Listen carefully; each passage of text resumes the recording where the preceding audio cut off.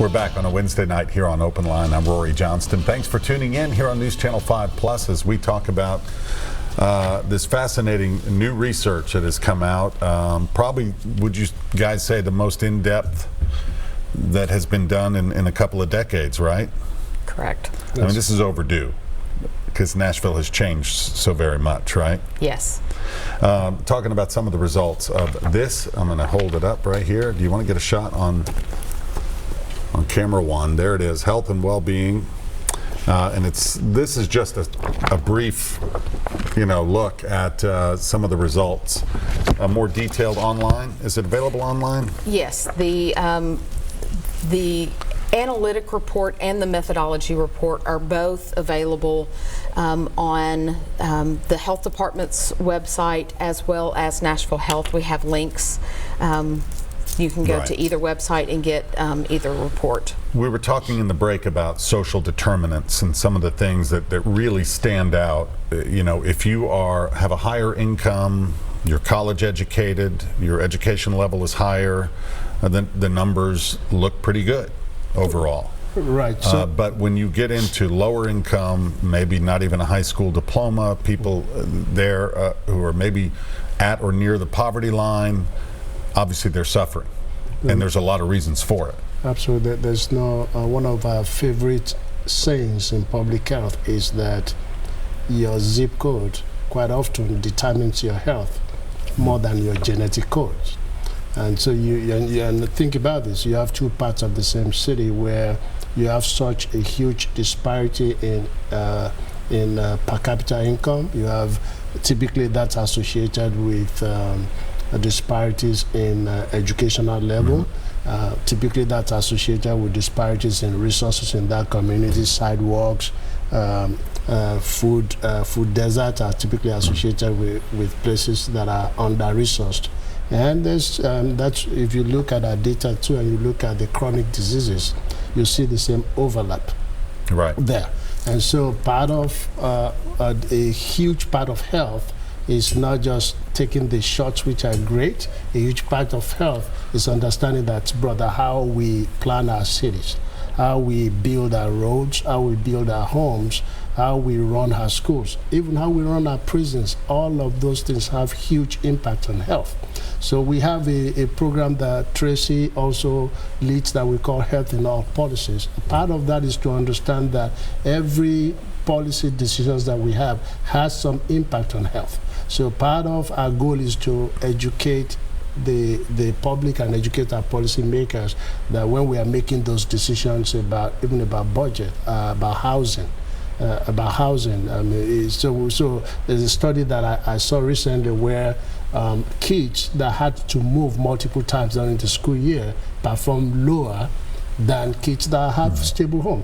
You don't have to be a genius to figure that out, because then you're losing the social interaction, the fabric that you have in place. So it's important to know that all of these factors ultimately impact health. So if we are going to improve health and move the needle on health, we're going to think about the same thing, so that when I step out of my home, I am not worried about gunshots or some violence or dogs running at large, so I can go out and walk. Obviously that can contribute to mental health, stress, anxiety, which then can lead to physical problems. So we teach people about eating right. I can only choose from the options that are available to me. So if I step out in my neighborhood, you don't have the right groceries and all, I can get the fast food. So the healthy options has to be default options. So part of what we're trying to do in Nashville is build what we call a culture of health, that people understand that health is so broad and all of these factors are important determinants of health. We know, you mentioned the shots, we know that we have public health clinics and we have nonprofits out there offering services to lower income folks. But what you're saying is it goes beyond that this is institutional, that level, across the board. So much more needs to be done. To get to the next level. So I think if you look at the zones that we have in the map and you look at where you have gaps in the chronic diseases, they overlay low income level, they overlay, they're typically around communities where you have higher people of color live. So if you're again to improve health, you have to get beyond what I call putting bandage. You have to step up and look at those factors. What are the policies that resulted in those communities being under-resourced? If you're really going to improve health, we have to put sidewalks in there. We have to improve our schools. We have to make sure people have affordable housing. And all of those things are very important determinants of health. It's all connected, isn't it? Yes. Do you think, not having additional income to maybe afford healthier foods, or there are a lot of kind of financial blocks as well. We mentioned the prescription medicines, or just not even going to the doctor, or getting to a doctor can be a challenge because maybe the closest doctor, there aren't that many in your area, and so on and so forth. You know what's not rocket science is, if you are poor, your health is typically poor, and it doesn't really matter whether you're white, brown, or green. Right. And so, and that's really so. There was a study that the Centers for Disease Control and Prevention (CDC) did under their program called High Five: Health Impact in 5 years, and that's designed to link the impact of additional income to health. And so, people that got tax refund for earned income credit, they were able to demonstrate improvement in their health within 5 years. So if you don't have money to do all that you are saying, or if I have to do minimum wage job, and then to feed my family, especially since Nashville's grown so expensive, that means less time with my family. And that means the kids don't have enough time with their parents. We are also talking about adverse childhood experiences. ACEs. All of those factors there. So they're all interlinked. So it's a systemic thing. As a community, we will continue to work together to understand that everybody understand that to build a culture of health, we have to understand that health is broad. And that we all is have to there a work together. timeline put on this, or is it just something that we know that we need to be working on for many years to come? Tracy?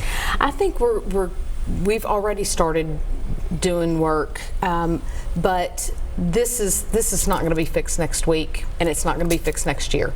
Yeah. But anytime that we make very decided, efforts to change the health of the community, we see this. How are we going to address this now? We can't just put our head back in the sand and act like it's not there.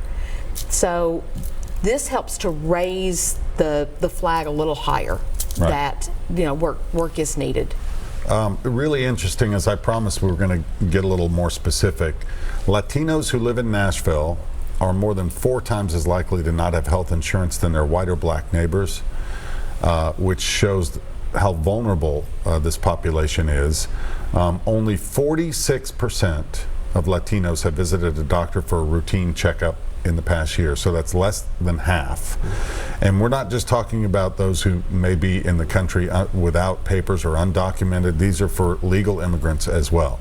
What we're going to do is we'll take a break, and when we come back, we're going to talk about the health in the Latino community specifically, and some of the surprising numbers in this survey. We'll be back right after this.